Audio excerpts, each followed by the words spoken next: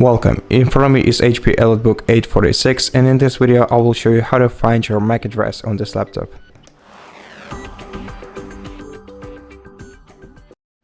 So first of all, open the start menu and start searching for CMD program, and once you find it, run it as administrator by clicking right here, then click yes, and in the following field enter the ipconfig spacebar / all, then press enter, and following this command you're gonna get a bunch of adapters installed in your computer. As you can see, most of them are disconnected, but each of them has a unique address, physical address, which is basically the MAC address of this device.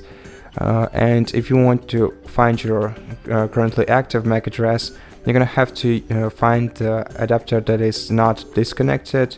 Now for me it's the Wi-Fi adapter, since I'm connected to the internet using Wi-Fi, and as you can see, the Wi-Fi adapter also has the physical address, and that's basically the active MAC address of this laptop. At the very bottom of the list you can also find the Bluetooth adapter with its MAC address, and that's basically it. Thank you for watching this video. If you liked it, consider subscribing to our channel, leave us a like and a comment below, and I'll see you in the next one.